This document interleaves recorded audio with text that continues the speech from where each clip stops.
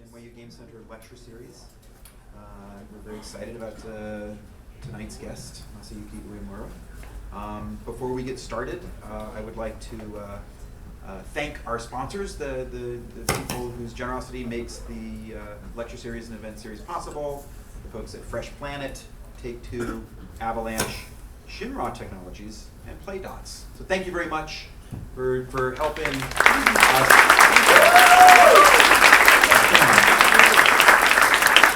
The bad guys in the game, but they're the good guys in real life. And what that poster, am I right? Can we this get poster. Who wants a printout of this poster? Unbelievable. Where's Charles? Where's Charles Pratt? Is he here? Yeah. What's the name of the designer of this amazing poster? Steve Courtney. Steve Courtney. So thanks to Steve Courtney for putting together an amazing poster. We're going to print out hard copies, and maybe Uemura-san will sign a few for us. I also want to mention that today, I believe, is the last day that you can apply for the discount tickets to Practice, the annual game design conference that we put on every year. So this is a conference for professional game developers, and it has a kind of a hefty price tag to attend, but we want to help people who want to attend and can't afford it. So there's an application process for doing that. If you go to the Practice website, you'll see information about that. So if you want to get one of the sponsored Practice tickets that I believe are being made possible by our friends at the Games for Change Festival. So thanks to them for doing that, and go check that out. So the NYU Game Center, we are teaching game designers, and we are not a super technically focused program. We are focused on the crafting of experiences and the building of games and the development of games from a perspective that is less about their status as software and more about their status as a form of culture. But even so, there's this deep and really interesting relationship between game design and technology and engineering. And I think that is something that is incredibly present in the history of this machine, the NES, the Famicom. Masayuki Uemura was the head of the R&D department in Nintendo during the 80s, where here in America and in Japan as well, there was a sense that maybe video games were a passing fad. At the time that the NES was being developed, we were in the midst of a huge crash, and it seemed like perhaps video games were a bubble, and they were just going to go away, like hula hoops. And then, under the guidance of this gentleman, Nintendo built an amazing machine, the NES, what we call the NES, what they called the Famicom. And it was a huge hit. And it turned out that video games were not a passing fad, and this wasn't a bubble, that they were going to be a thing that was going to stick around for a while and evolve and grow. This machine maybe saved video games. So I'm excited.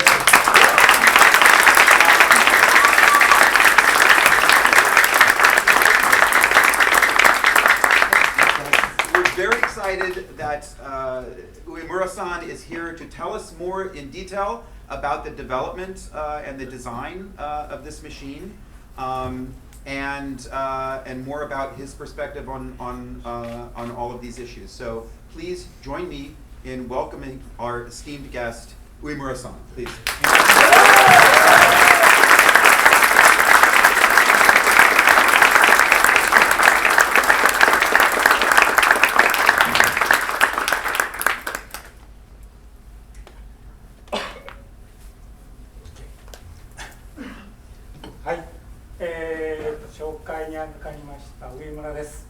So I'm Masayuki Uemura from Ritsumeiga University and Nintendo. まずはじめにまずこんなにたくさんの人が集まっていただいたことにも驚きと、それから本感激に耐えない状態に今僕はいるということですね。I'm really surprised to see so many of you coming over here, and I'm so excited to be here at the same time. I have to tell you that.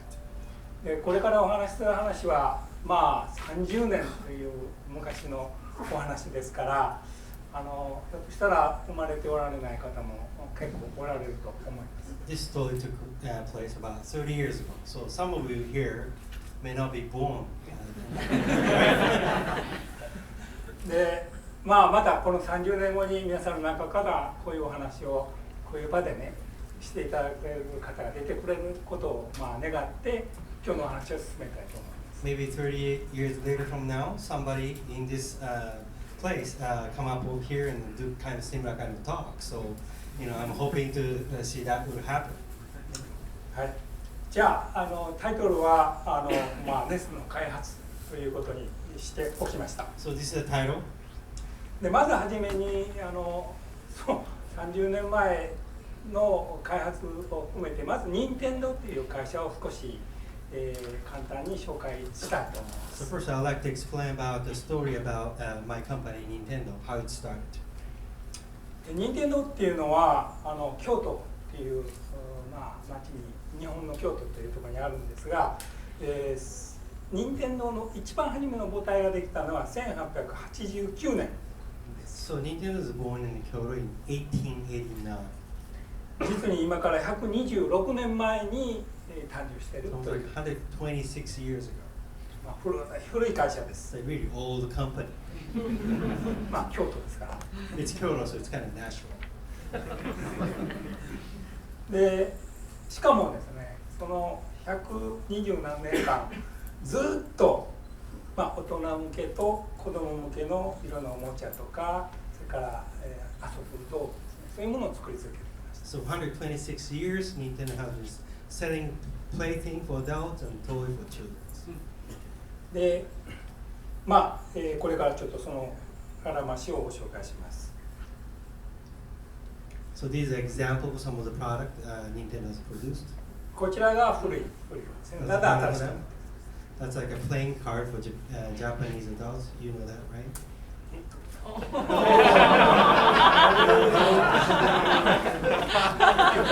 Yeah, 4 hours later. You don't want to reboot right now, right?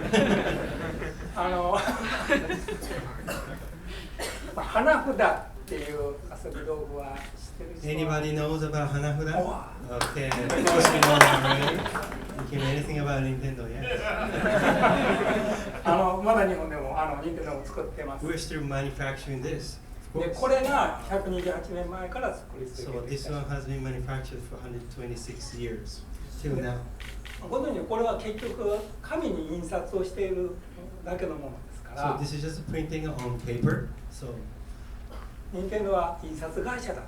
So first, Nintendo's a printing maker, right? So she's printing things and distributing. で次にここに書いてます、ディズニーのデザインを使ってますけども、日本でいうトランプカードを作りました。 Comes actual playing cards with Disney characters on as a licensed character product. でこれは少し、技術的にアドバンスしてて、紙じゃなくてプラスチック。 So instead of paper, this one was printed on plastic. でプラスチックで作っちゃったばっかりに消耗しない、折れない、パキンと折れない。 So it doesn't like break when you hold it, fold it. So だから買い替えの需要がなくなって非常に困った状態。 and then what happened was because it doesn't break, when you fold, then nobody will repurchase it. So that became really problem with us. そこでおもちゃの会社ですから次に何をしようかということでヒット商品と出たのがこのウルトラマシン。 That's why we ended up inventing this toy, Ultra Machine. いわゆるバッティングマシン。 So it's like a baseball bat, hitting ball machine, right? でこれはボール自体がゼンマイモーターで飛び出すようになっているんですが。 So it's got a motor there, so you put balls in there, and then the ball will automatically come out, and then we could hit with a bat.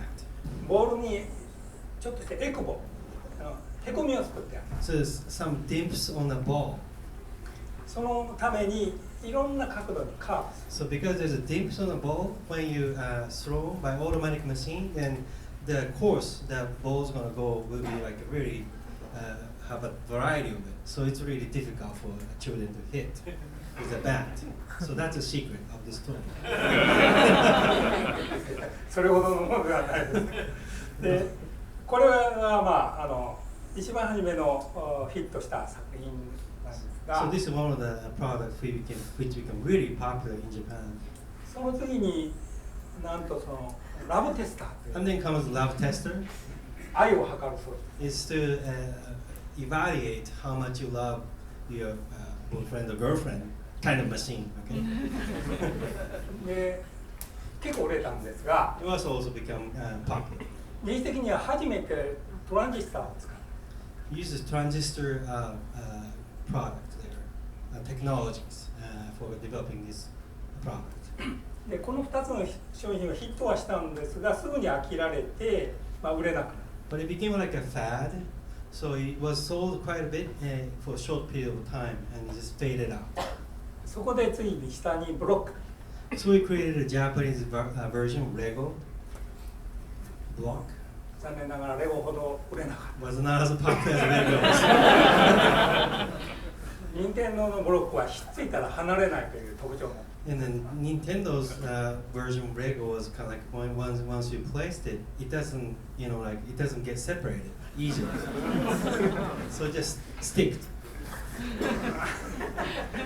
非常にプラスチックの成形技術がまだ日本が劣っていたという証拠です。 I guess that's kind of showing how much we're not good at using plastic at that time. Well, だから機体の長期商品もそこでダメになって、 so this one also was not being able to sell for a long time and it faded out.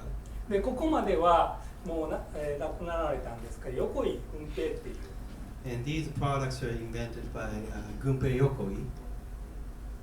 の作品です。で、次のレイガンシステムですね。 This system, Reagan, これは任天堂とシャープが合作した。 was in a collaborative efforts between Nintendo and Sharp, Japanese electric giants. で、ここの部分は任天堂が作って、この部分ですね。 So the toy itself was manufactured by Nintendo, and then that portion that I'm just circling around is the one invented by Sharp. ここにフォトセルが入っています。 Because the hot cell technology was integrated in that portion. で、実は僕はシャープでこのフォトセルの販売をしている。 So he used to be working at the Sharp, selling that portions to a lot of companies in Japan. で、自分を一緒に売り込んじゃった。 And ended up selling myself to Nintendo after selling this technology to them.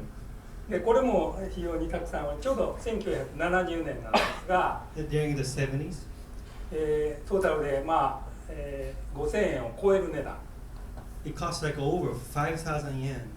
で、150万台 It's like a 1.5 million units or so. という、そういう時代もあったんですね。 So we have that kind of time as well.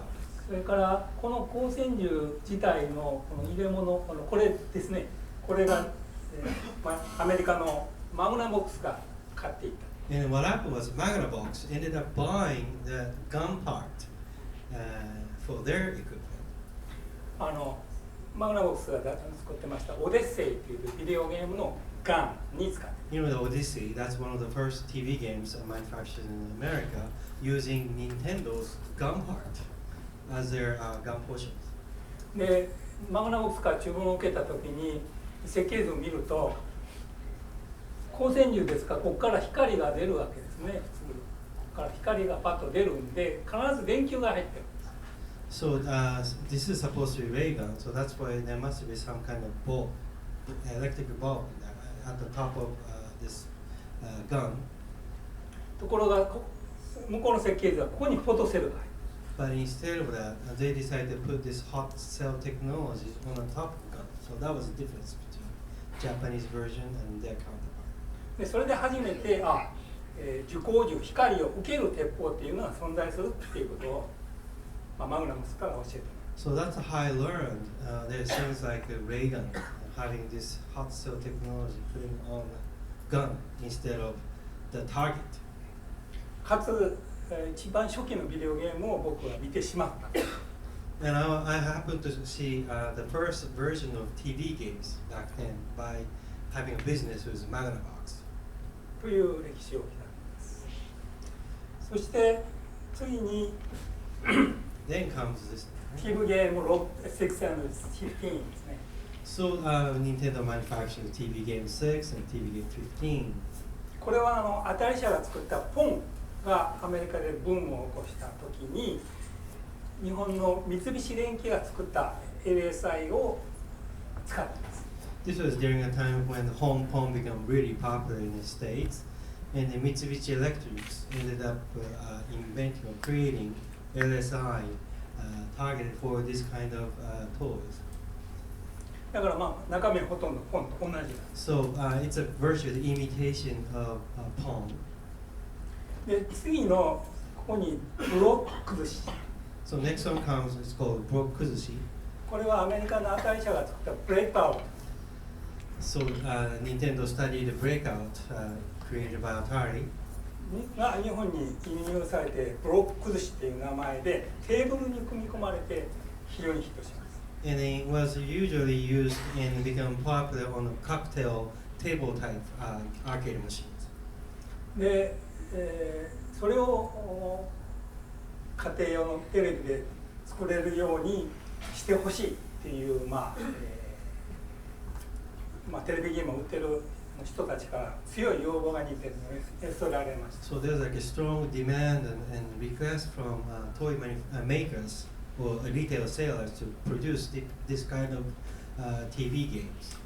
で、果敢にもですね、というか無謀にも、この、ブロック寿司の LSI チップを任天堂が三菱電機を先生にして自分で設計をして LSI パターンを起こしました。 So we decided to design this LSI patterns, learning it from the Mitsubishi Electric company. And then this one was designed by Nintendo. でそこで初めてそのビデオゲームっていう LSI、テクノロジーですね。それのディータルな全てのことを理解した。 This is how we learn how to create video games because we just study the patterns of LSI for this type of equipment. ということを遊んでたために開発に時間がかかりすぎま But し it took a long time to develop. た。で、世の中ではすでにインベーダーっていうのが出てまして、 So when we launched this product, there was Space Invaders, 全く売れませんでした。 and this one was not hit. It didn't become popular. ただ、僕たちが勉強したのはこの3つの機械を使ってテレビジョンレシーバーにそのビデオゲームを映すという技術的な問題、お客さん、ユーザーがどういうふうな問題を抱えるかということを知ります。 So through these products, we were able to learn what kind of issues and problem may the customer will face by placing this type of device to televisions. 当時ビデオゲームを映すためにビデオ端子っていうのはテレビにはついてなかったんですね。 Back then, they didn't have any like a connector to connect those kind of peripheral devices to TV because that was like 70s and early 80s.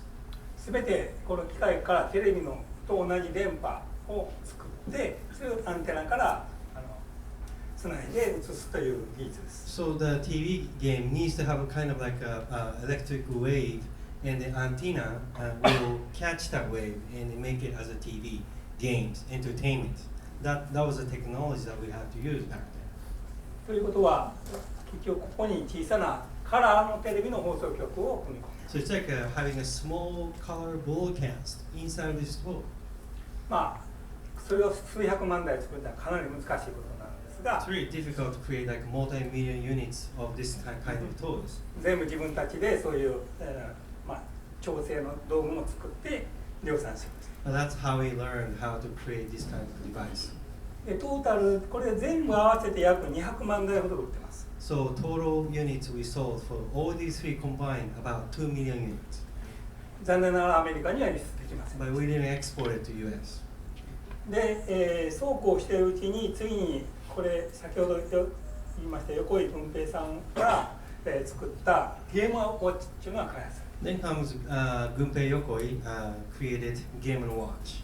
た。ゲームウォッチはシャープが作ってた電卓液晶の電卓ですね。その 4ビットの英才を使っています。 So Sharp was creating its LCD monitored calculator back then. So they used that equipment to create this toy. だから任天堂はこのグラフィック絵とそれからこういうハードウェアですね入れ物を作ってプログラムの、指示をシャープさんプログラムをシャープに委託した。 So Nintendo created this frame and then all the hardware, and then Nintendo asked Sharp to create the software program. で初めてそこでマイクロプロセッサーっていうのを使う。 So this is where, for the first time, Nintendo used microprocessor to create the toys.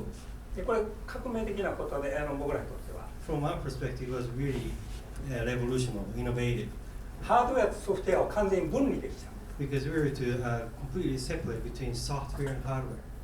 でソフトウェアもアイデアをデザインをする人といわゆるプログラミングの人に、きれいに分けることができる。 So even for the hardware and software, we could split between the functions, and we could ask those people to design those stuff.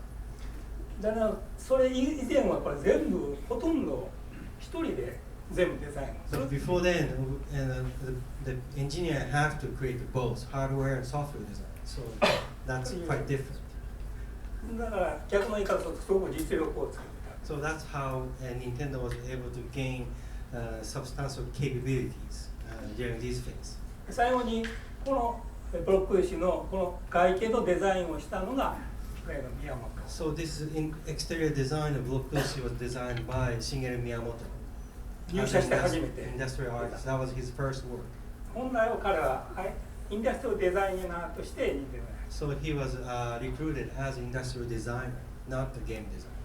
どこで道間違ったかゲームデザイン行っちゃったんです。 I have no idea how come he became a game designer.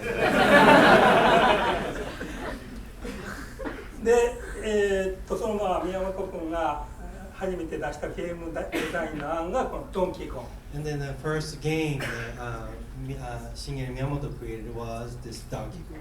でこれ自体はアメリカにも輸出されて、かなり評判を得ました。 In fact, this was exported to US and become really popular.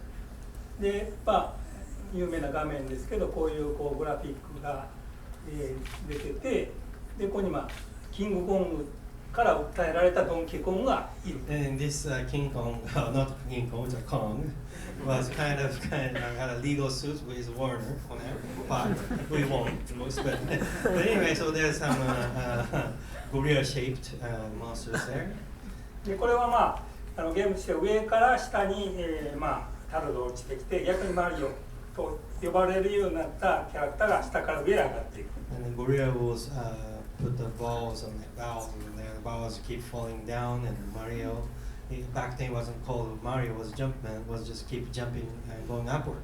でそれを液晶で実現しようとしたのがこのマルチスクリーン。 And this one was something they tried to port it, this concept to LCD-based multi-screen Game & Watch. この下だけの画面では狭いので上にもう一つ画面を設けて2枚で遊べる。 So when designing this one screen was not big enough, so they decided to add one more screen to create this feeling of a Donkey Kong. これは液晶を使って初めて実現できたテクノロジーだ。 So this technology which was invented for the first time to have this two screen in one device. そして、実はこういうことでこのゲームウォッチが非常にたくさん売れておりました。1980年から82年頃。 So from 1980 to 1982, having a Donkey Kong was a major product. It's become really popular for Nintendo. でこれからがちょっとなぜネストが発売されたか開発したかというちょっとお話に入ります。 Then with this environmental elements, now we could discuss about how this Nintendo system came into being. まず先立つことを、2年ほど前に1983年に任天堂がまあ一般のテレビで遊べる新しいゲームを作りました。So in 1983, Nintendo developed a console game targeted to Japanese consumers in 1983. 先ほど紹介にもありました The Family Computer、 The name was a family computer, まあ略称ファミコン。Famicom, to be short. まあ正式なのはファミリーコンピューターですので、 The お間違い actual name is a family computer, not Famicom. So don't forget that. ですから任天堂の商品には決してファミコンとは当時は書いてありません。 So if you look at any of those brochures and stuff like that, it never says Famicom, it says family computer. でこれはどういういきさつでできたかっていうと、このドンキーコングというものを作った時にそのグラフィックをなんとかテレビで映れるようにできないかっていうテーマに挑戦しました。 So our first goal was to ensure that the graphic of Donkey Kong can be recreated inside of TV monitor on a television. っていうのはドンキーコングが自分らで設計したものですから彼ら全部分かっているので、 Because they understand all the circuit pattern for Donkey Kong because they created. どうしたらコストが下げられてで家庭で売れるようなものにできるか。 So they thought about how to create this, to recreate it on a TV monitor, on a television, with cutting cost. で結論は、まあ、ラージスケール LSI 化する。 So they have to make sure to just become LSI. だから、このグラフィックが再現できる専用の LSI グラフィックチップを自分たちで設計しました。 So decide to design graphic chip which will be able to recreate this graphic capability for Donkey Kong for that. ただちょうどその頃日本は、半導体がパーソナルコンピューター向けの RAM を作るので非常に活気を帯びています。 But in most of chip manufacturers, they are really busy making all the computer chips for the computer, personal computer, because it was getting really huge in Japan. で、どこも乗ってこなかった。 So none of the chip manufacturers were willing to collaborate with us in creating this kind of chips. で、実はただ一社だけ乗ったのがリコ。 The only one company which decided to go ahead with our collaboration idea was Ricoh. まあ、リコーは今のいわゆるこうディジタルファクスミリ、デジタルコピーを作るために LSI の工場の最新の設備を持っていました。 So Ricoh had all the latest equipment of the time to planning on creating facsimile machines.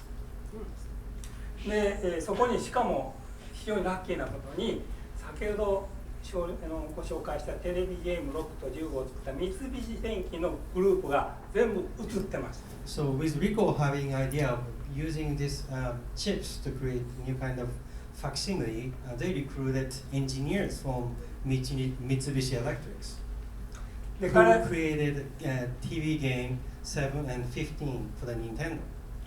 彼らはそのドンキーコングのデジタルの回路の進歩を見て、まあ、非常に驚くと同時に、まあ、なんとか LSI にしてみようやないかということでもう完全に、任天堂から3人で、リコーから3人のいわゆるこう共同チームを作りました。 So these guys who used to work for this the TV games are now looking into this integrated circuit of Donkey Kong. Was excited because it got so complex than a few years ago. So they wanted to be in charge of creating this graphic LSI in collaboration with Nintendo. で、それでできたのがこのチップですね。 That's how this graphic chip came into being. で、この隣にもう一つチップがあるのはこれは CPU とサウンドのチップが入ってます。 And then they also add sound chip and also CPU.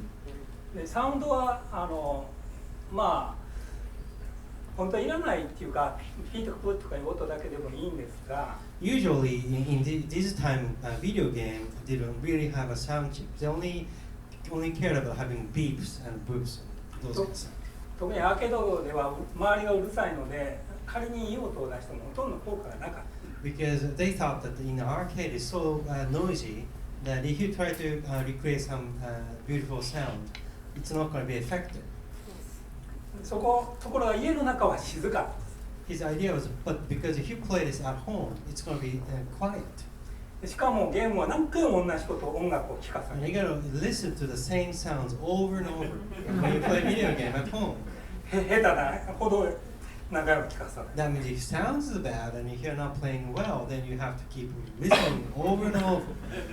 でそこでなんとかやっぱり少しでもいい音しかも作曲する側から見たら使いがいのある機能を入れたサウンドチップを自分らで設計してはないかっていうことでこれもオリジナルで設計してます That's why we have to create this original sound chip, which allow composers to have this creative freedom, that they will be willing to create some music, sounds. まあこれの設計者はピアノが大好きでの電子回路屋さん The designer who created the sound chip loves to play the piano, and he's also an engineer. でサウンドチップのサウンドの部分は全部まあ、マシン語で書いてたっていう時代ですね So they used all the machinery binary language to create this chip back then. もう一つ大きなポイントは先ほど出てきたマルチスクリーン Next one was something to do with multi-screen. 実はこのマルチスクリーンで初めて使われた十字キーという So if you look at this interface there, the controller interface on a multi-game watch, これをそのまま、ファミリーコンピューターのコントローラーにします we just adopt this controlling mechanism to our controller. でこれはまあ、ゲームウォッチっていうのを考えた場合マルチスクリーンの場合ここでゲームしてる時にこのコントローラーは見ていないんですね So we found out by monitors and stuff like that, and then while they're playing a Donkey Kong on a game watch, they're not looking into controller to control this jump. They only look at the monitor on the top side. したがって目で確かめなくてもコントロールできるという非常に優れた特性も So we realized that this controller interface is something that a player doesn't need to watch and take a look at while they're playing games. They could figure it out by just touching. 結局テレビゲームはこのマルチスクリーンのこの一つがテレビになったと考 So え in ます other words, this multi-screen, one of the screen became TV monitor. That's what this controller is about. それで、結局テレビに初めてドンキーコングという絵がきちっと出てしかもドンキーコングの画面を見るだけでコントローラーが操作できるという任天堂っていうシステムがファミリーコンピューターシステム So our goal was to have this Donkey Kong graphics will be placed on a television, and then player doesn't need to look at controller to play this game. These two objectives was met with this Famicom. でなぜか会社はこの十字キーに関してはパテントを申請しませんでした Don't know why, but the company didn't submit the patent for this controller. まあおかげでもう今は標準化されてしま And う a few years later, everywhere, this kind of controller became everywhere. というものでファミリーコンピューターを作って、期待に胸を膨らませて1983年に発売したのですが But it didn't sell well. その動機になったのがこのゲーム&ウォッチというシリーズが全く売れなくなった1983年 What happened was during that time there was a decrease in the sales of LSI-based game and watch. まあ、まさにアメリカでアタリが売れたアタリクラッシュと同じこといわゆるゲームウォッチクラッシュが日本でも So like what happened in the US where there was early video game industry got a collapse. Same thing happened in Japan with this game watch type LSI-based game. でもう売るものがないので、まあ、お前さんの出番だっていうか、まあ、僕が作ったものの出番だって言って出したんですが44万台しか売れない So we launched this product in 1983, but it's only sold 450,000 units. まあ売れなかった理由にはいろいろあるんですが非常に不良がたくさん出たとか There's a lot of reason behind that, like we had so many defects. でソフトウェアが、まあ、ドンキーコングっていうアーケードからまた移して、まあ初めアーケードになったやつがゲームウォッチになってその次ファミリーコンピューター3番目ですね So a lot of toy manufacturers thought that having this Donkey Kong was too much. There are Donkey Kong for arcade and Donkey Kong for the game watch, and again that's a Donkey Kong for TV game, and they're kind of getting tired of that. 日本では柳の下に3匹ドジョウはいない。ちょっと訳します。There's some Japanese parable saying like if you put like three fishes under some tree, then it's not gonna sell. Well, I didn't get it, but that's You should tell me beforehand. I can translate. すいません。それでしょうがないので1984年の1月、アメリカの NOA と協議してアメリカに進出しようという、ことがミッションがトップから降りてきて、でアメリカとの市場調査の、共同開発の研究が開始されます。So this is how in January 1984 we started having this marketing research in the U.S., getting order from the top management.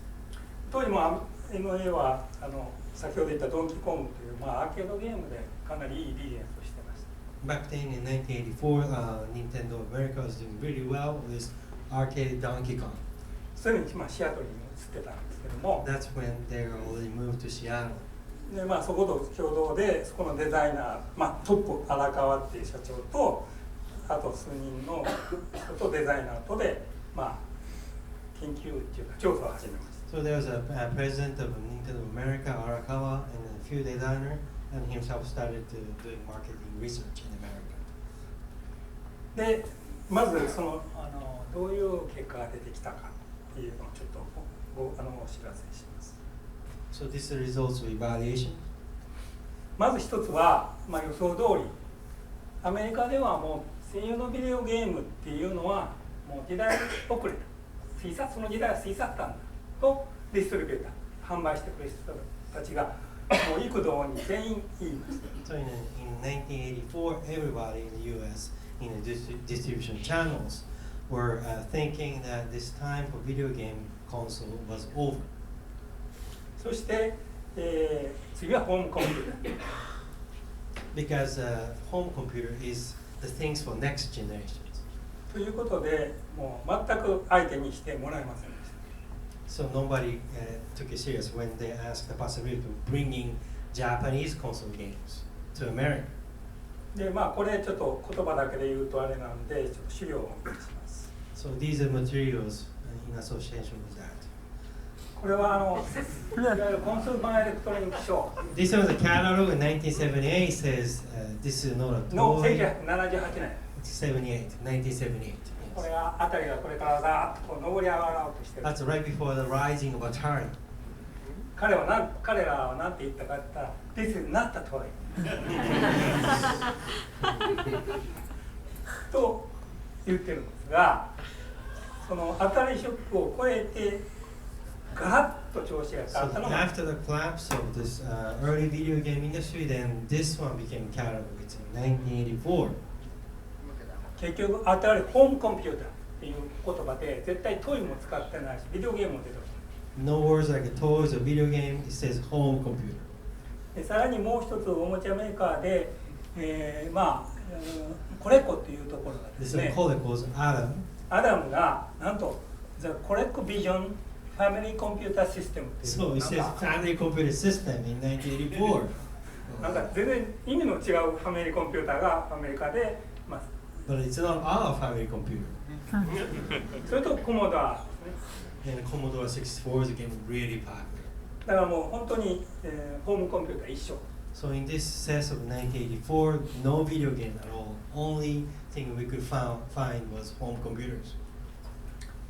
ただ一つ面白いことが起こってまして、結局任天堂が、アーケードで VS システム、VS システムというのを作って売ってました。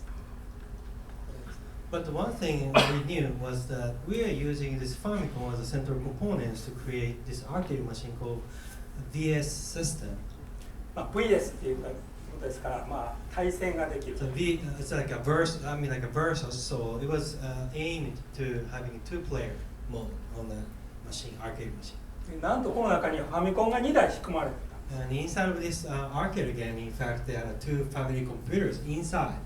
でその間に通信のちょっとインターフェースをつけて、こちらで打った例えばテニスの球がこちらに出てくるように仕掛けている。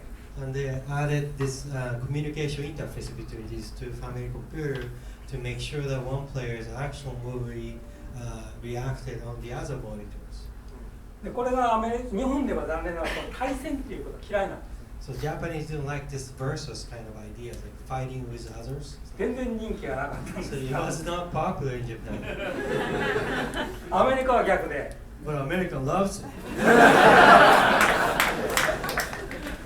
異常にこうヒットしたと。 So it got really popular in America. でさらにね、江上がすごいのは、それをさらに自分らでアップライトっていうこう、こうアーケードタイプに作り変えて、2つのディスプレイが一緒になって1台っていうのを作ります。 And then what happened was like Nintendo America modified this device by themselves, even without our permission, to create this two-in-one type of applied arcade game. でこれは先ほど言ったバーサスもできるし、ファミコンと同じソフトをいろいろこういうレパートリーを持っておいて、それをこう組み替えることでいろんな遊びがこの1台で提供できる。 So this is one system, but if you change the cartridge, just like in the manner of a video game, they can switch the arcade game to different games. 例えばこれ VS ピンボール、ゴルフ。これゴルフとピンボールがバーサスするわけなので別々に1台に入っている。 So this catalog, which was versus pinball versus golf, it's not two player playing against each other, but this one is one system allowing two games to play simultaneously. でさらにこういうフォーガーザレイっていう、鉄砲、シューティングのゲームも特別に作って発売した。 This was shooting games also created and then was sold in America by Nintendo of America. だからこの中身は日本のファミリーコンピューター。 But inside it's only a cartridge of family computer. だからユーザーはそう開けてみたらファミコンって分かるんですが、外の画面だけ見てたらアーケードゲーム。 So if you just open up this cabinet, then there's Famicom. You're like, gosh, it's a Famicom. You can't do that, right? So outside it just looks like an authentic arcade game. で実はそれがいかに、ヒットしてたかっていう資料が今回のためにちょっと調べたら出てきました。 So this is actual sales records for Play Meter. Play Meters have a monthly report on which arcade game became really popular. And in 1985, February, number 1, number 3 are versus series of Nintendo. Number 4. Number 1, 3, 4 are from Nintendo America. ということは次なんですが、 So this is from this our conclusion is as follows. 一つ言えることは、少なくともファミコンのゲームはユーザーは評価してくれている。 So at least the family computer software, even though they don't know, they think that's an arcade game, are evaluated highly or they liked it a lot. 二つ目は、今度は任天堂側がホームコンピューターが理解できない。 And another thing was like Nintendo did not understand this the home computer. どういう使い方をしようとしているのか、どうしたら、ホームコンピューターになるかっていうのが彼らの説明では僕は理解できなかった。 It's like during the exhibition they explained all about home computing. They had no idea what you're going to do with this device. したがってそれを日本で作るということは不可能である。 So they concluded that it's impossible for Nintendo to create an application for this kind of device. ということで、結論が出てくるんですが、一番重要なことは当たりっていう2600って非常にヒットした商品が、あるいろいろな理由でアメリカの人たちをある種の裏切った部分があって悪いイメージを作ってしまう。 So their conclusion was Atari 2600 was imposing negative image to entire video game consoles. だからどうしたなんとか So that's a problem. 当たり2600と違ったイメージを作ればユーザーは認めてくれるんではない。 So if we provide an entirely different image of this entertainment units and then show that to TV ads, then we might be able to succeed in marketing our product. That's our conclusion. でそこで出てきたのがフロントロード。 So this is how the idea of front loading came into being. これはこれですね、ビデオテープレコーダー。 Because back then VCR was getting really popular in Japan, in America. ほぼ同 So we made sure that the design looked almost similar. じ。でこれは技術的に作るのは非常に難しかったんですけど、アメリカのデザイナーがもう絶対これやないとダメ。 This is technologically quite difficult challenge, but the designer in the US insisted they should do that. 日本まで押しかけてきました。 And this designer came all the way from America to Japan to tell us about this. でまあ非常に難しい技術なんですが、なんとか実現できた。 But that's why we have to do that. 2つ目が、 The next one 先ほど言ったその十字キーを使ってみよう。 is implementing this cross key plus two button system to American console.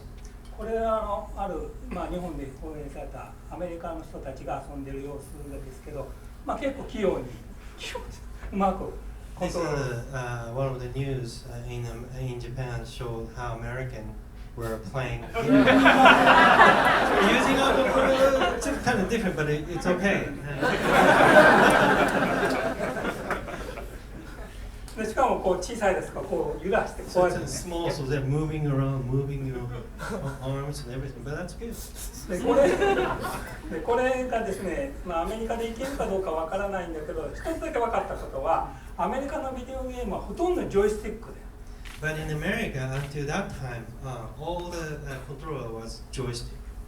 で、まあ、ただせいぜいこういうフラットなタイプのものもありました。 Some are flat type, ただクロスキーはなかった。 but no cross keys like we created. しかも遊び方を見てるとジョイスティックの場合非常にこうここをつまんで持つでボタンを押さないといけない非常に不安定な状態 And で it's kind of unstable because you have to, control it with like a small stick and then try to push button at the same time. で任天堂ゲームは基本的にこの十字キーで全部開発をして But Nintendo's control was a lot easier because using this cross key was so convenient back then. 特にスーパーマリオのようによくスクロールしていってマリオをこう微妙に動かさないといけない。 It was most suitable for a side-scrolling game like Super Mario, when you have to slide the movement really with sensitive touch. It was possible with this controller. 多分それはこのジョイスティックでは不可能。 If we had a joystick for the Super Mario, I don't think people would play it as well as they could. そして、もう一つこれはテレビの宣伝用で、作ったのですがロボット。 And another one was a robot. 1985. 一体これどうやって遊ぶんだってよくわからない。 Nobody knew exactly how to play with it. まあ日本では一番評判の悪いソフトウェア。 In Japan, nobody liked this software. でもテレビでもしか宣伝をした場合に今までの当たりとは違うんだっていうことをはっきりと象徴するシンボルになってくれた。 But this one became like a symbolic figure for something that is different from Atari. それから、先ほど出てたこれはもう絶対外せない。もう昔ライフルから売ってますから。 America loves gun.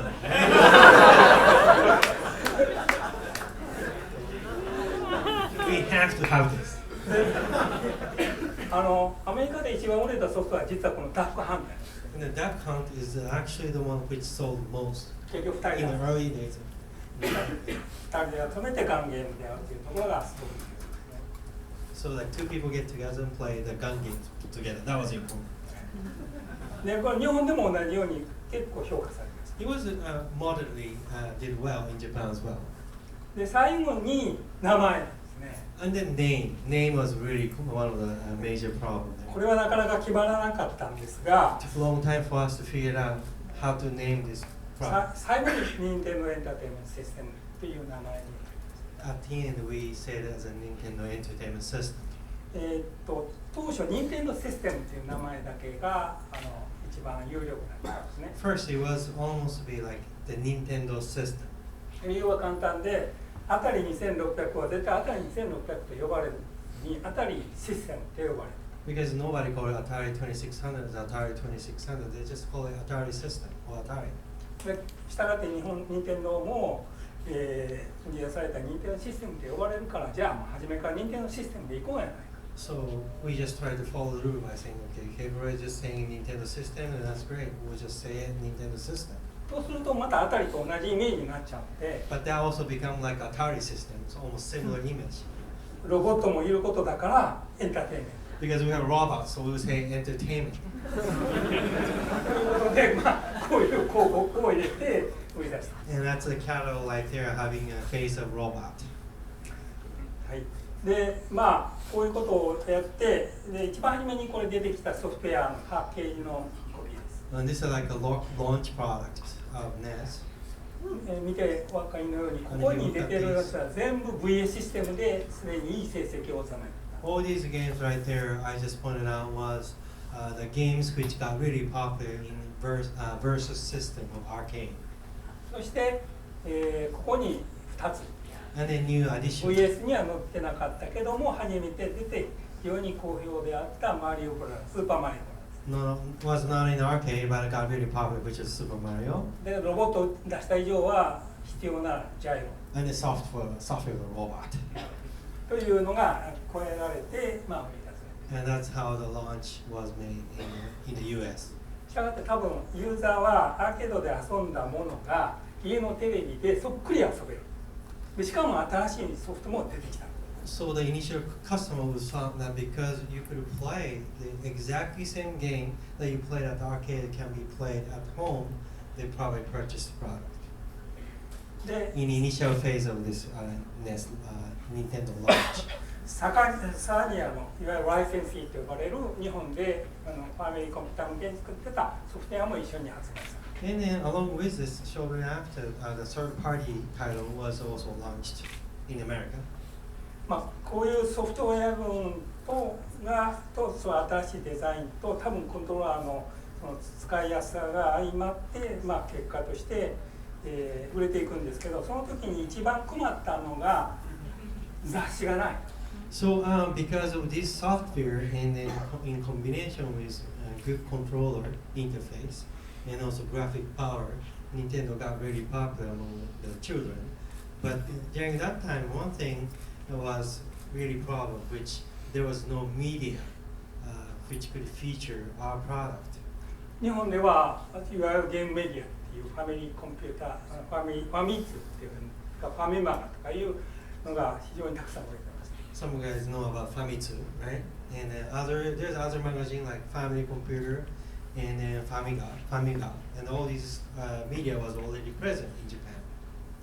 だからしょうがないので任天堂の力で、まあ、日本の、まあファミマを使ってた人たちの協力を得てこういう自分たちの雑誌任天堂パワーを出版した。 So we asked for the collaboration with the publisher who actually was publishing Family Computer magazines, which is Tokuma Publishing, to help Nintendo out in creating Nintendo Power in America. まあちょっと発売が遅れるんですが、まあ、多分これがアメリカで当たり以前にあった、いわゆるビデオゲームの、まあ、マガジンのまた違った形での生まれ変わりではないかなと。 So yes, there are some magazines centering around Atari and all those console, but this was like a reverse of this game media. まあ、だからこの任天堂パワーっていうのを見ると当時のいろんな情報がまあ、どういうふうに評価されたとかどういうことが問題なのかというのがよくわかる。 So if you read all these magazines, you'll find out how a consumer or the industry was evaluating the software. であと残りちょっとここに映像はないんですけども任天堂自体が今度は電話を使ったサービスシステムです。 And of course, Nintendo implemented this telephone service system. これはAT&T と、まあ、協力をしてもらってなんていうか子どもたちにきちっとそのゲームの遊び方を、まあ、教える。 In a collaboration with AT&T, ensure that each children will be able to find out how you play games. 残念ながら日本にはそういうシステムはなかったし必要なかった。 We didn't have that in Japan. We didn't need that. やっぱり大きな国ですからなかなかこう情報が伝わらない。 But the US is a big country, so it takes a long time to have all the information among children. 日本は小さい国ですからすぐにパッと伝わっちゃうん In で Japan, it's really small, so people at the school will be able to spread out all those words quickly. で結果として、こういう販 So 売結果 this is a roughly figure of how Nintendo was sold in a comparison with Famicom. Nintendo overall sold 42.5 million, and Famicom sold about 18.3 million. で時間的に見てもちょうど任天堂のピークは1986年 So the peak of sales unit in Famicom was around 1986.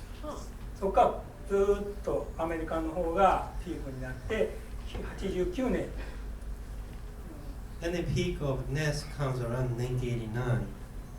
で初めて任天堂にとってその自分たちの作ったものが海外で売れるすごい自信をつけて So this was like a first experience for us to have our products really sold well in overseas, and that gave us a lot of confidence. 僕の予測は、せいぜいこの300万台ぐらいで終わりやろう I was thinking the Famicom will end at around 5 million units. でもう次何作ろうかっていうのを考えてたんですよこの辺 And in 1983, after I launched the product, I was already start thinking about what I'm going to make next. で全然売れないので急にネスを作れって言われて作ったら、こういう結果になってどう言ったらいいかな非常に助かったというか And because it wasn't selling well, so I had to end up creating a family computer for American version, and then this came into reality, and I was really surprised. じゃあ、最後に僕の方から、メッセージまとめで少しお話をしてちょっと大学風に So I'm a professor as well, so I'd like to conclude it more like academic perspective. 僕の感想ではその NES っていうのは、任天堂だけじゃなくて日本文化にとってみても日本のビデオゲームっていうものを世界中に伝えるための役割を一番初めに担うことができた。So from the perspective of the world, I would say like NES was able to carry out this Japanese video game culture and transmit it to the world. That was really important from that industry perspective. その証拠には多分こういう場でこういうお話をさせていただける皆さんがそういうことについて非常に評価をしていただいたということの証だ。I think this is why I'm here now, and because you evaluated highly, was able to come here and then give a lecture to you. それから2つ目がですね、日本文化っていうのは面白いところがあって、ビデオゲームも一つの象徴ですけども、かなり海外からの影響を受ける国が。So Japanese tend to get an influence from foreign countries. ただ受けたままそのままじゃなくて、そう変えてしまう。But after we receive those cultural influence, we modify it. でそれを今回ネスを使ってまた海外の人に提供してみたら非常に高い評価になる。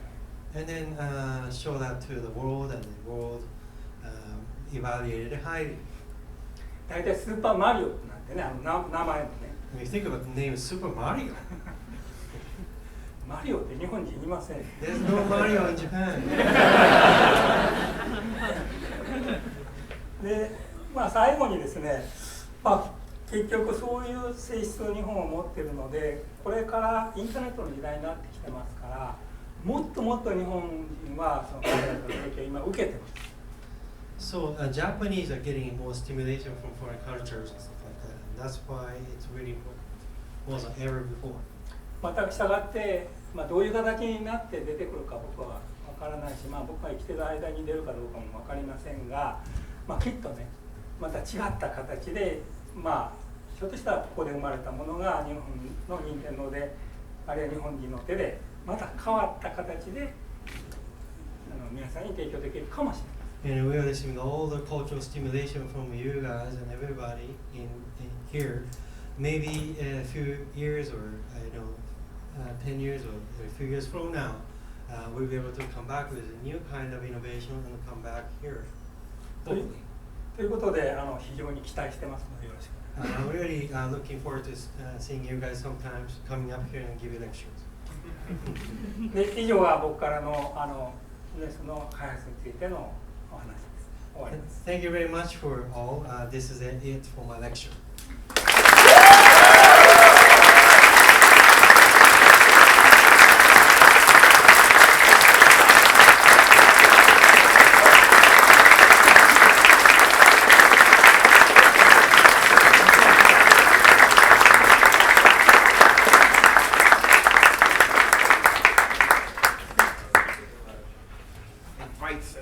Uemura-san to speak.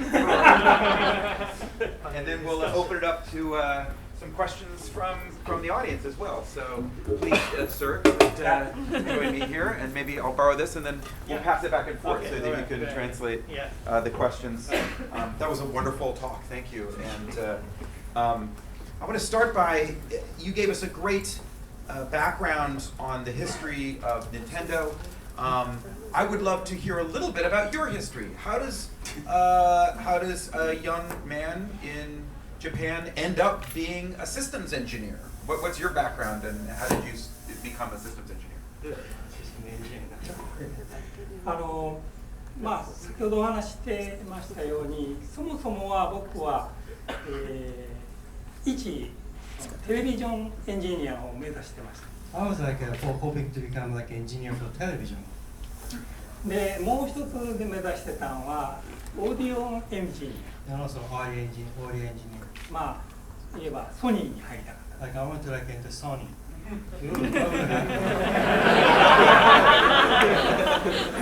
だからソニーと組んでいろいろやったんですけども。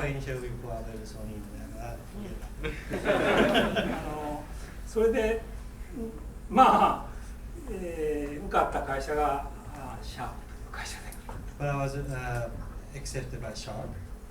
でシャープっていうのは頃は非常にアグレッシブないろんなことをやってた会社でした。Sharp was also really aggressive back then. その中で非常に長い歴史、開発経験があったそのフォトセルあるいはソーラーセルですね。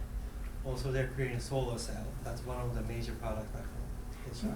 でそれをこう、売り始めだったんですけども。And I was selling that product to the sales engineer. そのセールスエンジニアしている人って全部エンジニア、本物のエンジニア。But in Sharp, all the sales engineers, actual engineers.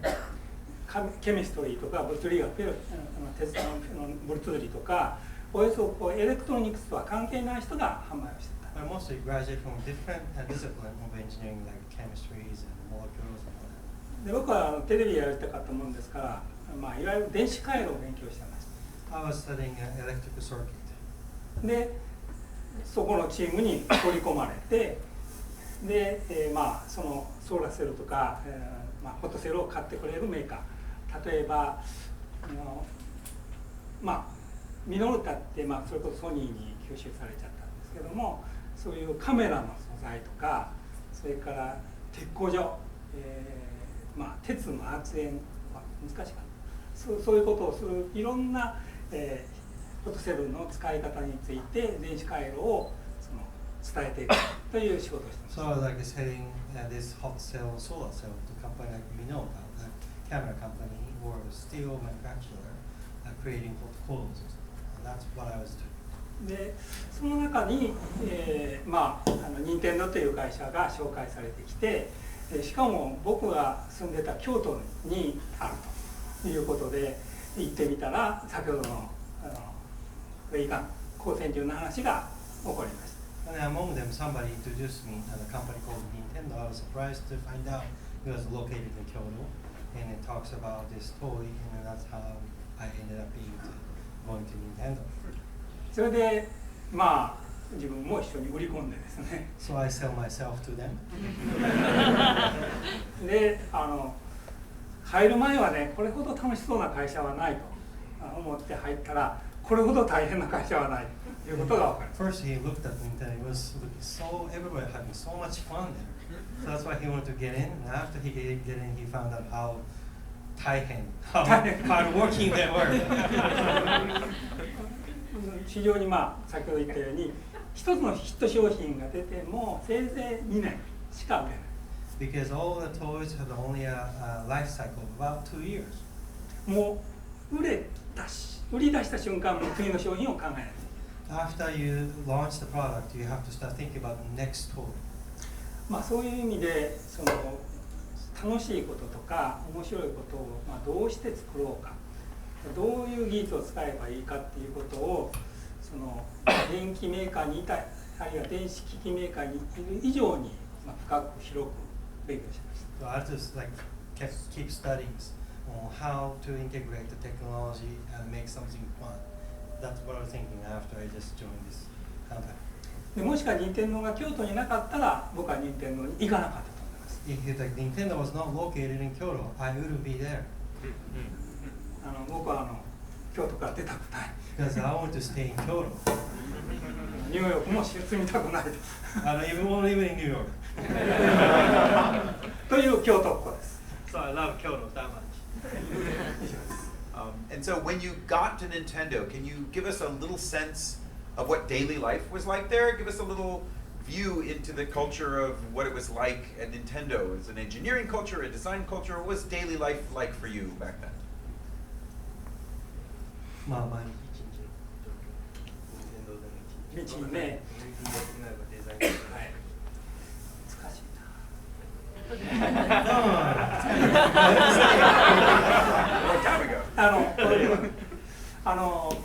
つまりアイディアっていうものは仕事してる時には絶対出てこないです。 It's difficult because idea usually don't come while I'm working.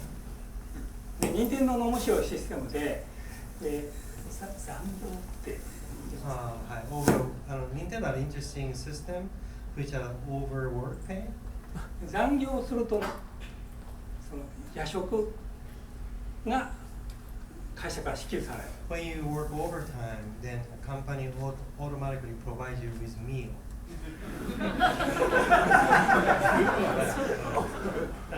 ね、で、まあ近くにいろいろお店があるのでそこから注文して僕はいつもきつねうどんを買ってたんです。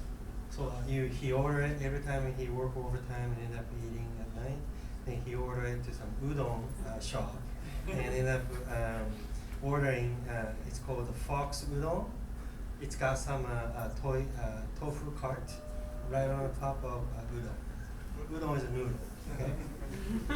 で、人間って物を食べると頭がカーッとして活発になるんですね。 So when you eat, the brain kicks in with this adrenaline. It gets really high. で、まあ5、6人でうどんとか何が食べてワイワイと言ってる時に必ずアイデアが出てきます。 So 5 or 6 of us get together and just start talking and become talkative, and that's when we get ideas. そうすると面白いのはそこにいた人がそこからいなくなる。 After we get ideas, everyone is now gone. それを実現するための工作室に飛んでいって、まあトイレを作って They go straight back to lab and start creating something. で翌日からそれを工場に移すための図面を描いたり、いろいろ設計の信頼性試験、非常に苦しい作業ですけども、それは次のアイデアを期待しながら。 And the next day they continue with going through the reliability testing to writing a schematic and so forth, just going on to actualize these ideas. だから僕の経験ではやっぱり一人で引きこもって考えててもなかなかいいアイデアが出てこない。 So usually idea doesn't come alone. You have to be with a partner or friends. でみんなで喋ってるとその人がそのつもりで言った言葉でないんだけどもそれがその考えてる本人にとってはすごいヒントになってしまう。 It's like while you're talking, like a lot of friends, a partner, or somebody around talking without any meaning or something like that. But sometimes those words have some meaning to him, and that's how he was able to conceive new ideas. でしかもそのアイデアを他の人が見て面白いと思ってくれれば競争相手を巻き込めた。 So if somebody else thought the idea was interesting, then they will get involved. もうそうなると全員でそれに集中して設計に書かれる。 And then more people get involved, and everyone get involved, and then group becomes like reality for the new project. 今ソフトウェアのグループは、かなり似たようなやり方で開発をしてますが、ハードウェアの方はもっと難しい問題、いわゆる信頼性の問題とか、それからユーザーに対する保護の問題とかいろいろありますから、なかなか簡単にはいかなくなってますが、やっぱり基本はそういう得たアイデアっていうのを常に考えてて、それを何かの時にみんなで話し合いをして実現していくということは基本的には変わってないと思います。 So the software engineer is still doing it, like sharing idea with others, evaluating it, and if it's a good idea, everybody get involved. We're still doing that. But for the hardware, you have to go on the top of it. You have to think about liabilities and quality testing and all that stuff. So the procedure is getting more complex. But we're still, in the end, we'll try to do that even as of now. だから、いいアイデアが出たらうどんを食べるために残業するんじゃなくて、それを作りたいために残業するという、正常な形になっていきます。 So after you get ideas, not because you want to just eat udon, you work overtime, but you want to actualize idea. That's beautiful. I'm going to call that the udon theory of creative collaboration. Yeah, I like it. So did you, during the process of designing the Famicom, did you have input from game developers and from the software people, or was it engineers and product designers, or was there a voice, Miyamoto involved, are people like that in contributing to the ideas? 今でこそね、ゲームデザイナーとかハードウェアデザイナーとかいうふうに分かれてはいて、分業してます。Now we are a big company, so we have to split between software developer and hardware developer. しかし物の始まりっていうのはそんなにどう分けてもいいのかもわからないし、誰がアイデアを持ってるかもわからないので、先ほど言ったようなシステムで、宮本君というデザイナーも含めてみんなでここでファミリーコンピューターというイメージを共有して作り始める。Back then, we didn't have that kind of system in place, so we are all involved. So Shigeru Miyamoto was involved as well, and also so are others. で彼はやっぱりいわゆるインダストリアルデザイナーという、訓練をしてますから、形をイメージしてそれにいろんな属性をつけるっていうのがすごく優れてるんですね。Because he's an industrial designer in training and during college, he's really good at coming out with ideas and then putting some frames, exterior design. だから今回ファミコン作った時も一番難しい問題は、スプライト、オブジェクトっていうのは分かるかな。It's like one of the most difficult tasks was to create the number of colors or sprite object you could place on the graphic monitors. これはもう本当に ASM の設計ともう、衝突してしまう。つまりたくさんのスプライトを出せばそれはいいんだけど、それはコストが上がるし、非常に、その時間がかかる。かというと The more sprite there is, it will be great in graphics, but it got really more expensive. しかし少なくするとデザイナーが表現できない。But if it's less, then artists cannot express fully on the games. その妥協点はどこなんだっていうのはまさに宮本君と一緒に実際にデザインしてみてディスプレイしてみて決めていきます。 So we need to find some compromise between this needs of artists and the hardware specifications. Then we asked Miyamoto to come up with this complement points. それからもう一つああいう設計上カラーテレビで表現するために色の選択が非常に難しいんですね。And selecting color was really difficult. で特に中間色っていうのはカラーで出すと非常に難しい色になる。It's like a mid-color expression is really difficult to display on TV monitor. だけど原色だけではデザインできないんで、どの辺の中間色で妥協させるかしてもらうかというのは彼と僕らの間のコラボレーションです。But if you only have a prime colors, that's not going to be a game. So we have to select correct middle colors to put it on the display.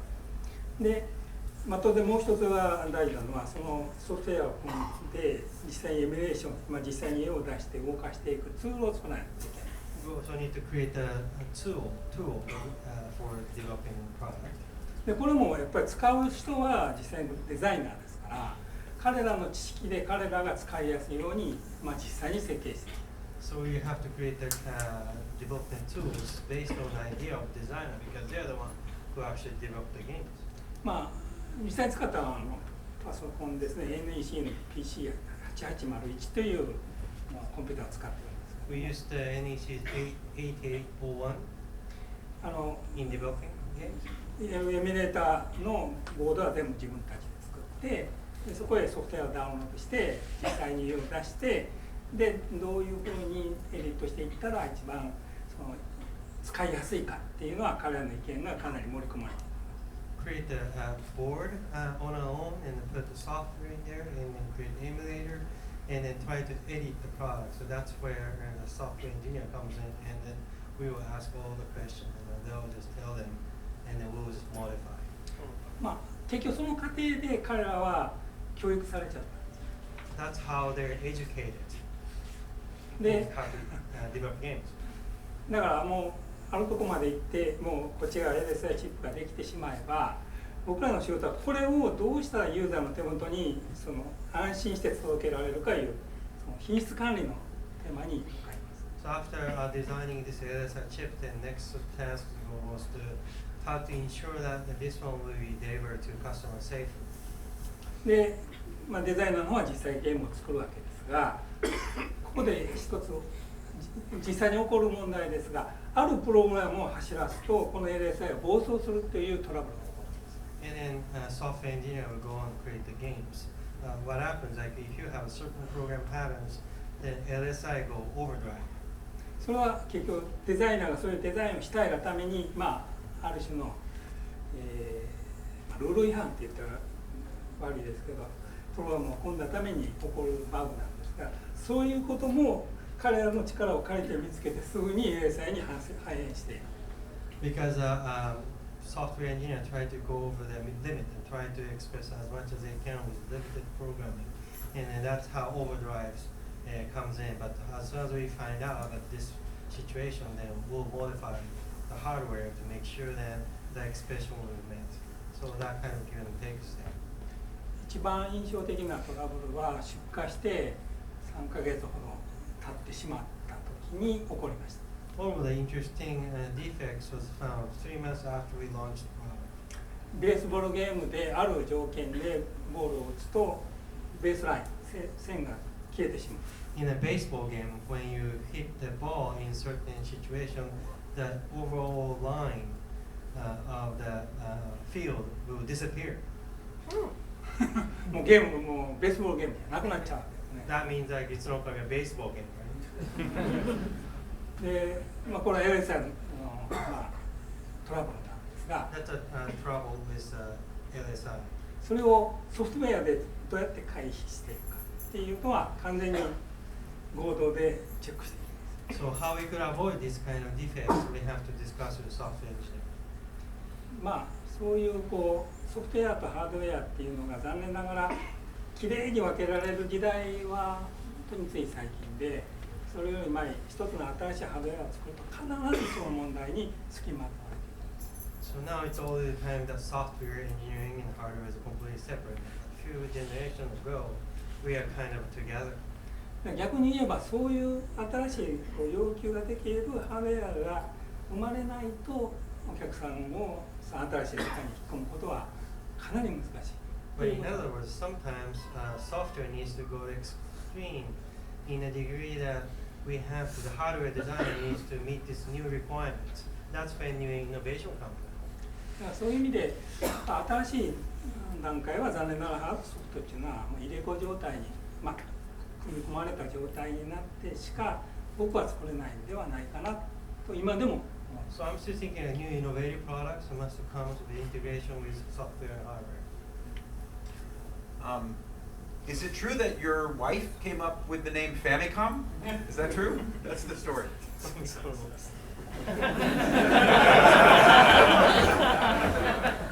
有名にになってしまいました。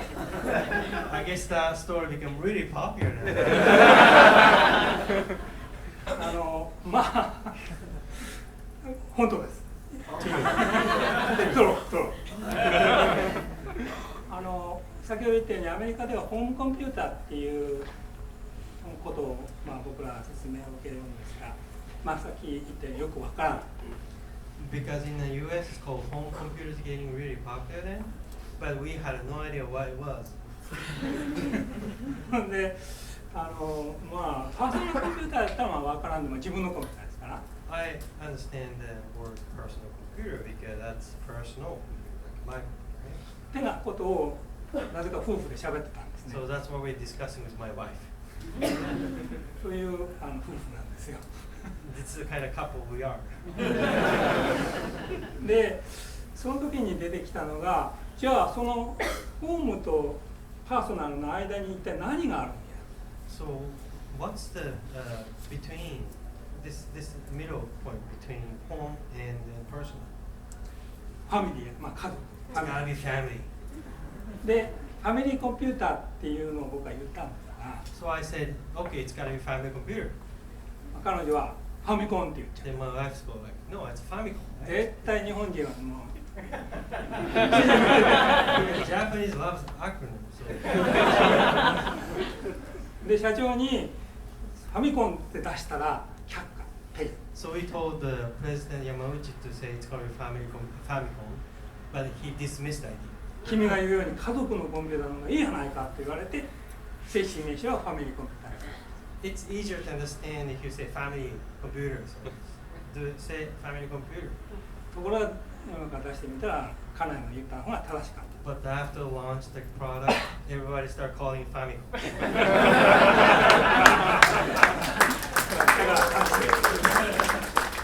So my wife was correct. Yes, they always are. So what's your opinion about the importance of preserving systems for history, for using things like emulation to allow people to experience the original games and those kinds of issues? この保存の問題っていうのは実はかなり長い履歴があって、今今日一緒に来ていただいてます中村先生ともう一人細井先生と3人で、正確に言うと細井先生が一番かな。僕がですね、会社でファミコンを開発した時に他社のいろんな会社のソフトウェアも含めて全部開発費で落として購入してた。In our company, if you talk about preservation, it's really a long story and a long history actually because I myself brought Nakamura and then Hosoi today and other two postdoc. They're all here for the preservation issue. So we've been doing it for a long time. But I'll tell you that while we're developing Famicom, we actually use companies' money to purchase every single third-party titles. で、ブームが来てどんどん増えていって、And the number kept increasing, the number of third-party titles. で、部屋の中にある場所にいっぱい溜まってきたんですね。And then in one place, it just stuck to so many third-party titles. さらに開発部員もどんどん増えていった。And also the number of developers in our company became growing, just kept growing. で、そうすると彼らからどうやってきたかというと、もうこれ保管してください。And then those staff start telling me that we have to throw this all away 自分らにいる場所がない。because there's no space for them.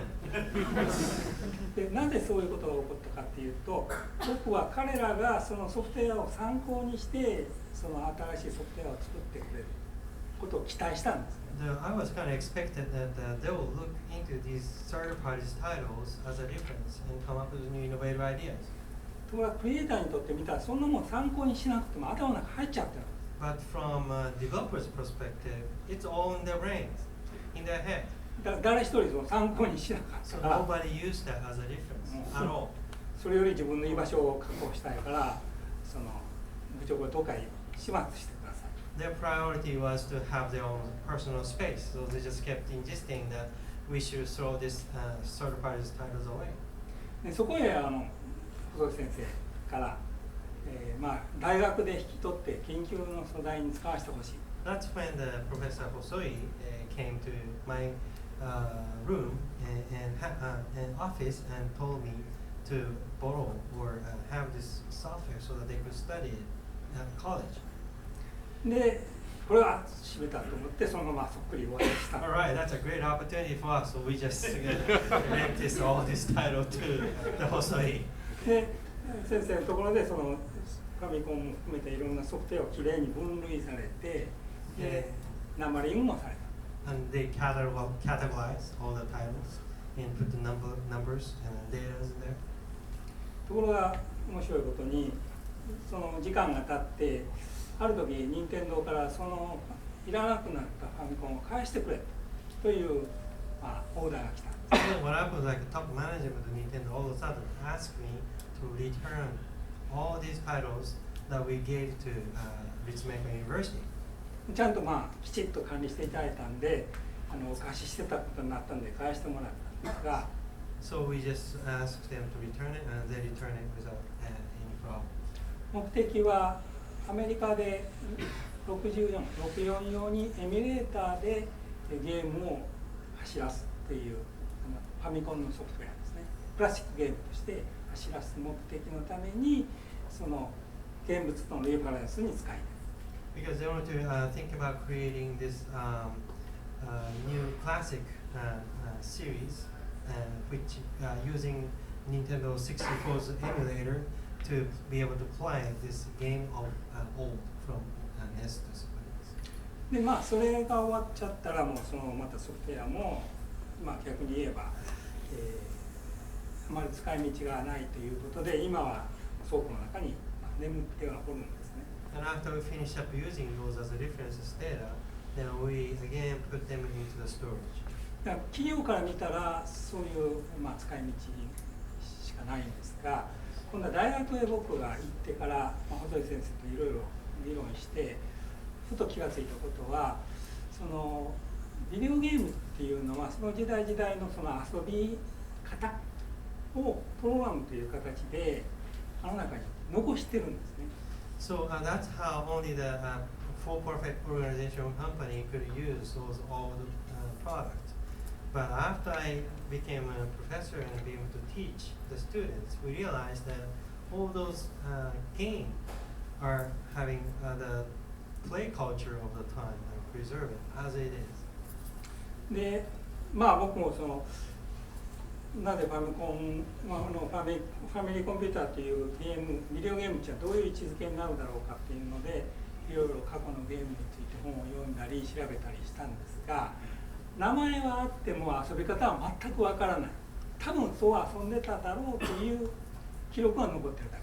So for the lecture, I started researching on play in all those games and stuff like that. Most of the games only has a title, and I didn't have an opportunity to replay any of those products. その点ビデオゲームっていうのはもしかシステムがきちんと保存されてソフトウェアが保存されたらそれはそのままタイムトラベルできる。 So for the most of play, it's only written as a record. It's impossible to replay any of those. But the video game, it's possible. If you have the program and if you have interface and so forth, then we can play exactly how they were played when they were conceived and then launched as a product. でかつ今大学でやってるとやっぱりそのビデオゲームを通して日本の文化とかビデオゲーム全体の流れを研究したいというふうにやっぱり実際に現物があってそれをこう遊んでみることで理解が深まるということが分かってきてます。 So we also understand that if you want to learn the Japanese pop culture of 80s and stuff like that, you could be able to actually play the game. You could really get the feeling of what the Japanese culture was back then. So that's really important. でそういうふうに考えるとその20世紀の後半にアメリカで作られたビデオゲームっていう仕組みっていうのはその遊びを通して人間がどういうふうに感じてるかっていうことを含めてですですね、それをこう伝えていける道具で、それにいろんな方法はこれから考えていったらいいと思うんですけど、それができるただ一つの方法かもしれない。 So it's like the only ways to actually, how to say that, only to preserve the pop culture or the cultural elements of the time which is conceived and actually replay, allow the player to replay the experience. So from that perspective, preservation, I don't know how we should preserve, is quite important. I'd like to open it up to the audience and see if there's any questions that people have. Why don't we start here? First off, thank you for coming. This has been fantastic. You said earlier that the Famicom was in many cases designed so that Donkey Kong was sort of the playable game. And this was several years before side-scrolling became something that people figured out how to do on your hardware. I'm curious what you have to say about when somebody comes up with some really interesting work with your hardware and some fascinating new piece of design that becomes standard, that just people only want to play side-scrolling games or action games or games with a lot of moving sprites that you couldn't have conceived of when you were designing your hardware.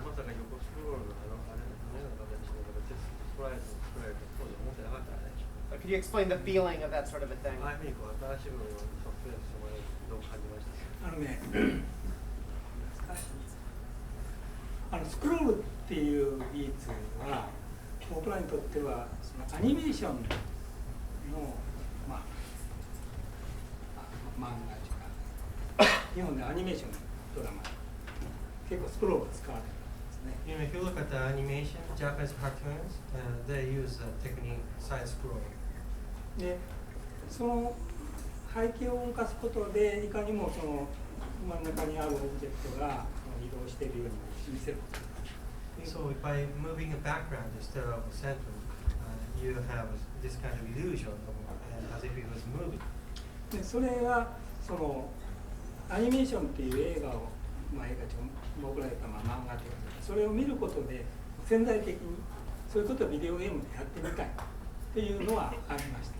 So because I was watching those anime, I had a potential, I had an idea of games to have this kind of side scroll already. Yeah, in my だからそのスクロールという技術がハードウェアで比較的つまりソフトウェアの力を使わずつまりスクロールっていうものを本当にやろうと思って一つは1ラインずつ書き換えていかないとスクロールしていかないそれを全部コンピューターでやってて非常に重たい仕事になる。But if you use CPU all the time to create these side scroll effects, that's almost impossible. それをハードウェアでやると、ある条件はつくけども非常にフラグを立てたらスクロールしますから非常にCPU の負担が減る。But if you use a computer, then if you have put flags on, then automatically you scroll it. Then that's a lot easier. それでファミコンにはさっきのアニメーションのイメージをゲームの中に再現できるというので採用した。So that's why we decided to implement this side-scrolling technologies in there, Stripe technology to be integrated into family computer. だからあれは横スクロールも縦スクロールもできるんですが、ラインスクロールっていう技術ができなかったんですが。So Famicom allowed the software to develop the game for vertical and side scroll, but not theラインスクロール。line scroll. Line scroll is not that. それがハードウェアのバグで実現できる That's こと。a bug of hardware. それを実際にプログラムしてる人が見つけた。But somebody who was programming that, they found that there was a bug. だからあれは怪我の功名わからない。So I guess we were lucky then because nobody used the line scroll.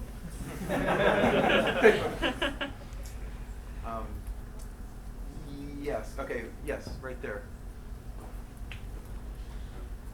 Sure, either one. Hey, one of the things I was really enamored with the Famicom was the design for the actual cartridges themselves, how they're allowed to use so many different colors for their cartridges depending on the game. When you decided to develop for the NES, were you focusing on having the NES cartridges themselves be designed also with that VHS aesthetic in mind, or was there something else that decided to avoid using the same color cartridges as in the Japanese version? 熱用のカセットを返す同じようなものを考えたのか、それともまた違うものを考えたのか。一番初めのNESのデザインはファミコンとそっくりだったんです。 The first design came out from Nintendo America was almost identical to our family computer. トップローディン It グ was like a top loading type. でそれでいけば、まあもうほんまにファミコンをちょっと形変えてアメリカグレードで開発楽ですね。 So I was just about to create NES, Nintendo system, which is almost identical to the family computer. That would be a lot easier for us to design. ところがアメリカのデザイナーの方からフロントローディングをしてください。 But it's got to be front loading. でその時にフロントローディングでファミコンのカートリッジでやるとその挿入する長さが非常に短くなってしまって But if you use the same cartridge as Famicom, it's going to be really small, and then it's not going to be long enough to be able to put them all the way inside of this device. カセットのカートリッジを挿すコネクターが指で触れる。 If it's like really short in distance, then finger of children will reach the connector. でその時に脅かされましてですね。You know, like in America, a lot of people, staff at the NES kind of threatened me アメリカは非常に乾燥した国だか because ら、 America is quite dry in most places. もう静電破壊パシッっていうやつですね。 If the finger can't reach the connector, then there'll be the connector will be short circuited from dry weather. 特に Static electrics. テキサス地方に売ったら絶対ダメよ。 You go to Texas, all the devices will be doomed.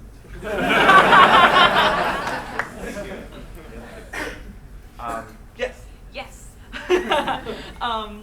So I was actually really curious about how you design hardware for software. So in Alex's earlier question, you're sort of talking about how the hardware was designed for side scrolling, and it's just a really interesting way of like designing hardware specifically to do mechanics and like that you're limited by the mechanics of the software in the hardware design. I'm curious how that works. I hope that made sense. デザインの制限からどううまく統合化していくのか、どうしてそれなのかっていうのに興味がある。まあそれはちょっと簡単に答え結論から言えばカタントライやってみながらみんなでこれでいこうっていうか妥協点を見つけていくしか方法がないんです。 So it's like only way we could do is just to keep try and errors and just discuss with software engineers how to just keep discussing. それはまあ大学へ行って講義したらこうしたらいいよっていう、まあ、公式みたいなことは言う人はいるかもしれませんが、 If you listen to lectures, professor will say like straight out loud, this way is the way, but that's not how it works in the way.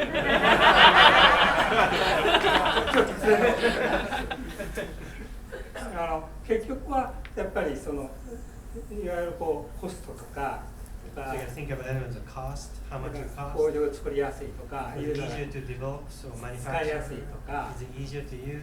それからまあもちろん開発者が作りやすいとか Easier for the developers to develop the それの software? 全部のそのせめぎ合いの中の妥協ですね。 All of that needs to be discussed, and then there must be some compromise. で少しでも一つ変えるとみんな変わっていきますか You change one thing, it will change everything else. らそれはもうカタントライでそうやるしかない They just keep cutting and trying. そこがああいうこう世の中になかったものを作っていく時の楽しみであり不安なんです。 That's one of the funnest part of creating innovative product, but almost the scariest part. Yes. Yeah. The Famicom disk drive and the Nintendo 64 This is disk right.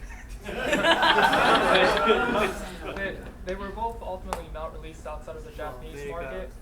I was curious if that was influenced on Sega's try with the Sega CD in the US market, or it was an internal Nintendo decision. やっぱセガとか外部の企業を出してる見てるのがでも密度ないですもん。非常に難しい質問をしましたね。Wow, that's really hard.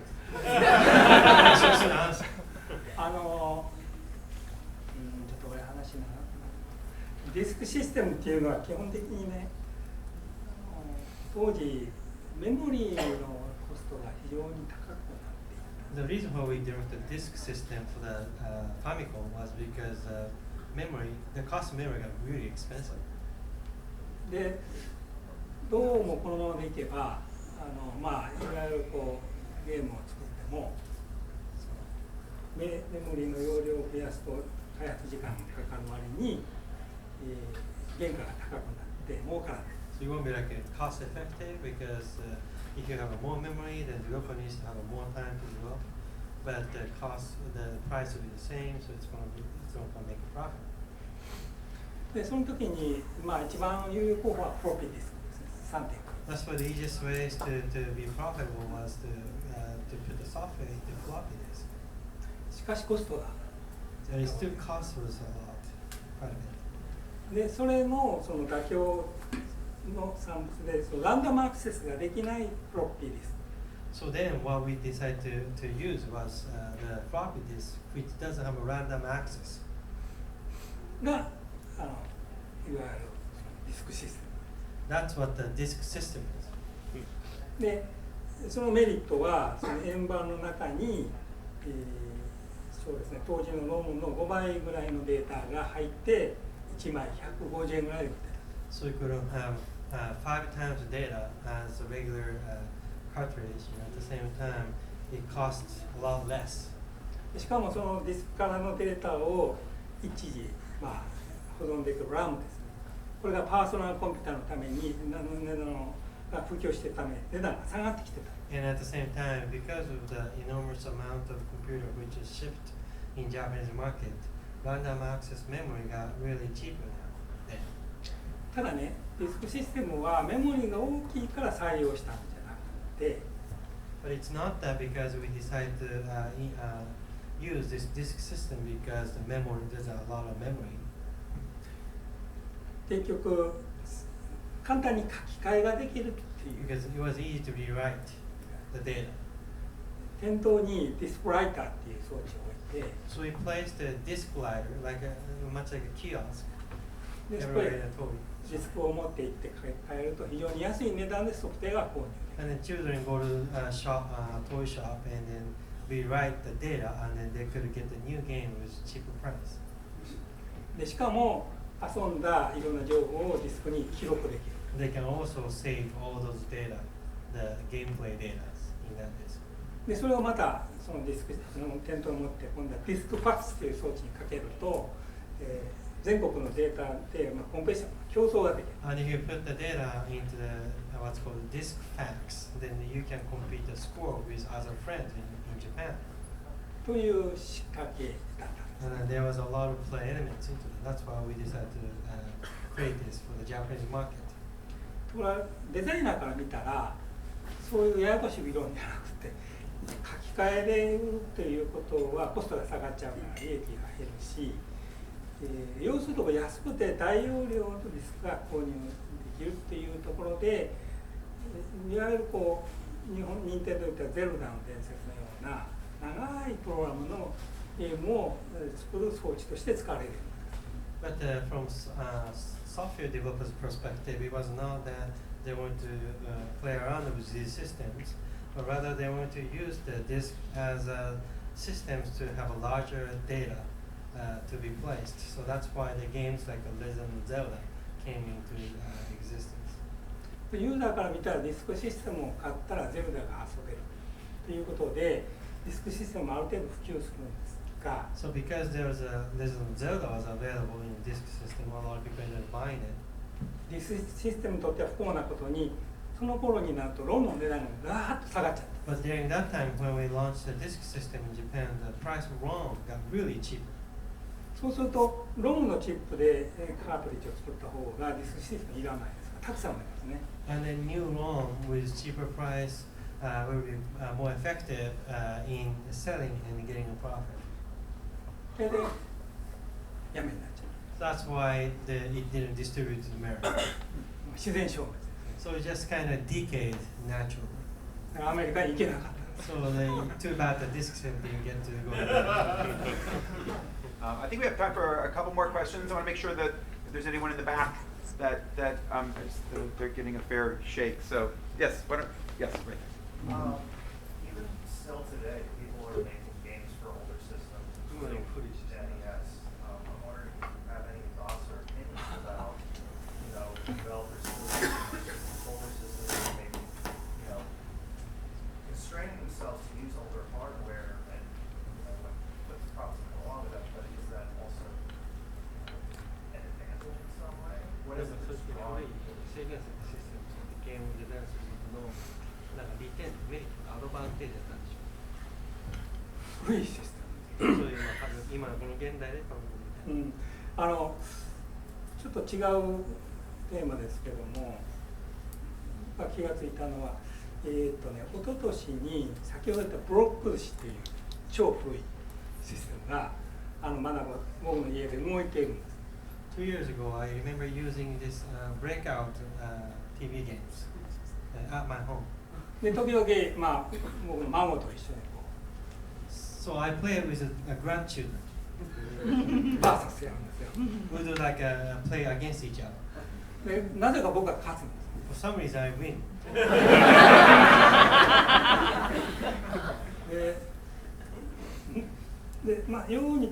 よく似た経験が実は、あるイベントがあって、百貨店でその古いシステムと最新のシステムを遊んでもらって、それを全部ビデオで記録するということができることが2年ほど前にありました。 And also 2 years ago, I had an opportunity to go to like a shopping mall and play a game with all the system, and we ended up recording it. その時に、うまく遊べた人はお年の取ったお父さん。 So those who could play well was mostly older people. で、子供はすぐにロスしてしまって。 The children easily get lost in the older system games. 新しい方のゲームに行っちゃうんですね。 And then they just go to new games. 一人残されたお父さんが一人でこうゲームをしてる。 So the father was just playing alone all by himself. でどうもこれは今のゲームはいろいろこう解析していくと非常に遊びやすく作られています。 So the games are created this and it was quite easy to play. まさにおもてなしゲームですね。 So it's like they are thinking about the customers and all that in detail. だから古いゲームはそういう意味ではもう全くそういうのなしで、もうそのもので遊ばないといけない。 But for the older system, you have to play straight to this core mechanics. そういうものに僕ら慣れてますから、 We're used to it. もう勝手に手が動くんですね。 So it seems like my hands like move automatically when we play those old system games. でしかも彼らはボリュームっていうゲームで遊んだことがないんですよ、若い人。 And then young people were not used to is using this volume type controller 全部interface 十字キー。 because they got a close key already. でコルスキーのボタンを入れるとボールが一定速度で移動するだけですから。 And then you push the close key, then ball is moved from certain accelerations. ボリューム方式は速く回すと速く動くんですね。 If you use a volume interface, if you just move a little bit, you just accelerate quickly. だからつい速く動かしちゃって失敗するんです。 So they tend to move it faster, and then they ended up failing. ということからその質問の答えに直接にはならないんですけど、やはりそのシステムが変わってしまうとかえって古いゲームの中に非常に新しい要素、先ほどつまみで動かすとか、自由に動かせるっていう要素がゲームの中に組み込まれるとまた全然違う体験ができるはずなのに、新しいゲームに慣れた人にとっては非常にそれを受け入れにくいということが最近僕自身が経験しています。 So I came to realize that even if you just look back old system and try to reuse it like a volume in breakout games, you'll be able to find out new things out of old.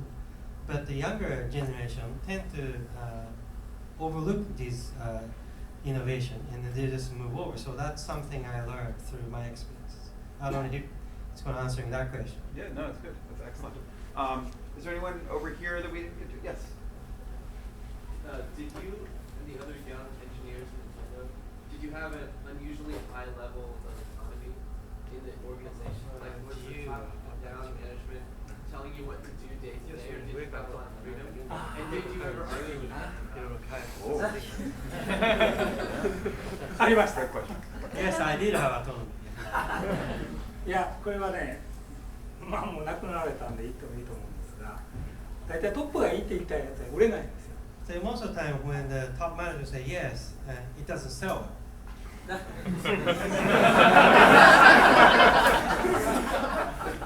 初期の時は開発にトップがやってきて「おこれいいね」とか言って帰っていくんですね。 So in the early phase, they will tend to say, "Oh, that's great," and then they just go away. で言われた人は大喜びでこれでも絶対いけると出したら全然。 And the young engineer got really excited. Okay, my president said yes, that means it's going to sell well, but usually they fail.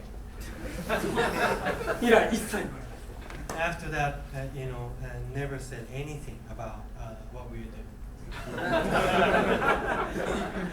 いやもっと深く言えばその会社で評価が高ければ必ず売れるわけではないという難しい問題。 So it's like even the company as a group is like considering some products highly or think you will succeed, but that doesn't mean you become successful. つまり同じ環境の中で同じ評価をしているわけですから、まあ、やっぱり A さんがいいと B さんもいいと思ったらそれは会社の評価になるんですが世の中全然違う評価している確率がゼロではない。 So if you look at a company, the sample is quite limited. Environments are similar in one company, person to another, but if you look at the world, the situation is so different. So people think differently. そういう意味で昔アーケードゲームっていうのが直接ユーザーの評価を取りますから非常に重要なだからそこで鍛えられたプログラマーというかデザイナーはやっぱりいいソフトを作ります。 So because in arcade division they use the location testing to evaluate their own software, those engineers ended up becoming really good engineers at the end because they understand they need to test customers. まあそういうソフトウェアっていうのは偉いからとかすごい経験があるから評価ができるというわけではないと僕らは考えています。 So it's not just experience or whatever. We could really evaluate every developer. You have been very generous with your time. I think we should probably let you go. Thank Thank you so much.